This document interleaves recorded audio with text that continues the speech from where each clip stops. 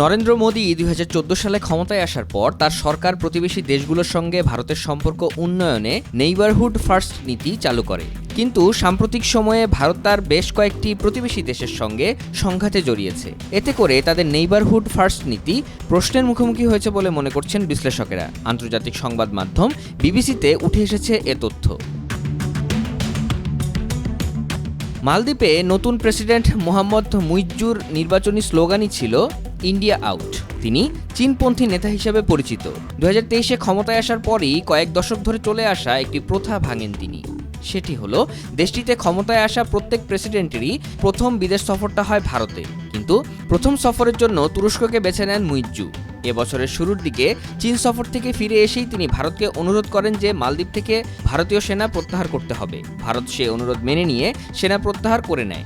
সেনা প্রত্যাহারের পর মালদ্বীপের সঙ্গে সম্পর্ক স্বাভাবিক করার চেষ্টা চালিয়ে যাচ্ছে ভারত। নেপালে ২০২০ সালে ক্ষমতায় আসার পর প্রধানমন্ত্রী কেপি শর্মা ওলি বলেছিলেন, ভারত নেপালের অভ্যন্তরীণ বিষয়ে হস্তক্ষেপ করছে। ভারতের উদ্যোগে লিপুলেক কালাপানি এলাকায় প্রায় ৮০ কিলোমিটার সড়ক নির্মাণের পরই প্রতিবাদে সোচ্চার হয়ে ওঠে কাঠমান্ডু। দেশটি দাবি করে বিবাদপূর্ণ দুটি এলাকার মালিকানা তার।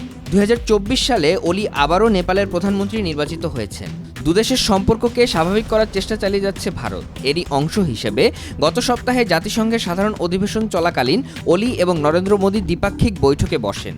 দুদেশের এই বৈঠককে ইতিবাচক হিসেবে বর্ণনা করেছে ভারত।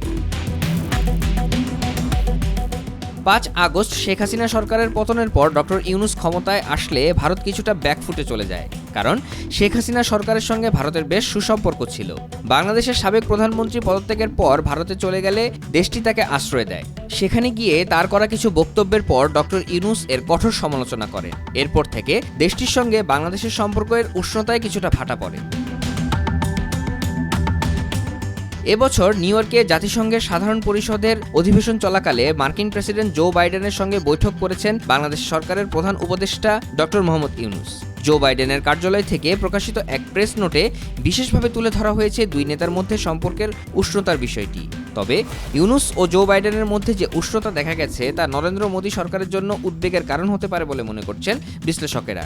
মোদী এবং বাংলাদেশের অন্তর্বর্তী সরকারের প্রধান উভয়ই একসঙ্গে কাজ করার ইচ্ছা প্রকাশ করেছেন। তবে এর অভিমুখ কী হবে তা এখনও স্থির হয়নি। গত সপ্তাহে শ্রীলঙ্কার বামপন্থী আনুরা দিসানায়েক প্রেসিডেন্ট নির্বাচিত হয়েছেন। শ্রীলঙ্কায় ভারতের প্রভাব কমানোর বিষয়টা বরাবরই তার কাছে একটা বড় এজেন্ডা। একই সঙ্গে মতাদর্শের দিক থেকে ভারতের কেন্দ্রীয় ক্ষমতাসীন জনতা পার্টি ডানপন্থী। অন্যদিকে অনুরা কুমারা দিসানায়েকে বামপন্থী আদর্শের নেতা। সাধারণত বামপন্থী সরকারকে মতাদর্শগতভাবে চীনের ঘনিষ্ঠ হিসেবে মনে করা হয়। এখন দেখার বিষয় ভারত কিভাবে দিসানায়েকের সঙ্গে সম্পর্ক ঠিক রেখে এগিয়ে যাবে। মিয়ানমার ও আফগানিস্তানে ২০২১-এ ক্ষমতার পালাবদল হয়েছে। আফগানিস্তানের প্রসঙ্গে দেখা যায় যে ভারত এখনও পর্যন্ত তালিবানকে সে দেশের বৈধ সরকার হিসেবে স্বীকৃতি দেয়নি। অন্যদিকে চীন ও পাকিস্তানের সঙ্গে ভারতের সম্পর্কের টানাপোড়েন তো চলছেই। বিবিসির প্রতিবেদনে বলা হয়, অনেক বিশেষজ্ঞ মনে করেন আমেরিকা ও রাশিয়ার মতো বড় দেশের সঙ্গে সম্পর্ক উন্নয়ন করার প্রচেষ্টায় নিজের প্রতিবেশী দেশগুলোর সঙ্গে সম্পর্ককে প্রাধান্য দেয়নি ভারত। সিনিয়র সাংবাদিক ও দ্য হিন্দুর কূটনৈতিক সম্পাদক সুহাসিনী হায়দার বলেন, প্রতিবেশীদের সঙ্গে সম্পর্কের বিষয়টা ভারতের পক্ষে কখনোই সহজ ছিল না। গত ১০ বছরে সরকার নেইবারহুড ফার্স্টের কথা বলেছে ঠিকই, কিন্তু কোনো পদক্ষেপই নেয়নি। এই বিষয়ে মনোযোগ দেওয়া হয়নি। সুহাসিনী হায়দার আরও বলেন, প্রতিবেশীদের উপর নিজেদের পররাষ্ট্র নীতি চাপিয়ে দিতে পারে না ভারত। প্রতিবেশী দেশগুলোতে লাগাতার পট পরিবর্তন হওয়ার ঘটনা থেকে সরকার এই শিক্ষাই পাচ্ছে। তবে বাংলাদেশে নিযুক্ত ভারতের সাবেক হাই কমিশনার বিনা সিকরি মনে করেন, ভারতের নেইবারহুড ফার্স্ট নীতি যথেষ্ট গতিশীল। তিনি বলেন, এই নীতি খুবই নমনীয়, আমরা যে কোনো পরিস্থিতিতে মানিয়ে নিতে পারি। এর সবচেয়ে ভালো উদাহরণ হলো মালদ্বীপে মুইজ্জুর ইন্ডিয়া আউট নীতির সফল মোকাবেলা। তিনি আরও বলেন, অর্থনৈতিক সংকটের সময় শ্রীলঙ্কাকে আর্থিক সহায়তা দিয়েছিল ভারত। বাংলাদেশের ক্ষেত্রেও অন্তর্বর্তীকালীন সরকারের সঙ্গে কাজ করতে আগ্রহী আমরা। বিনা সিকরির মতে নেইবারহুড ফার্স্ট নীতির উন্নতি হচ্ছে এবং এখন তা বেশ শক্তপোক্ত হয়ে উঠেছে। গত কয়েক বছর ধরে এই নীতি পরীক্ষিত হয়েছে। বিশেষজ্ঞরা বলছেন প্রতিবেশী দেশগুলোর সঙ্গে সম্পর্কের ব্যাপারে ভারতকে অনেক ধৈর্যশীল হতে হবে। মিনা সিকরি বলেন, প্রতিবেশী দেশগুলোর সঙ্গে ভারতের সম্পর্ক ইতিবাচক এবং আমাদের বিদেশ নীতি যে কোনো পরিস্থিতি সামলাতে সক্ষম। বিশ্বজুড়েই সরকার বদলায়, কিন্তু আমাদের প্রতিক্রিয়া এমন হবে যাতে দেশের সুনাম অক্ষুণ্ণ থাকে।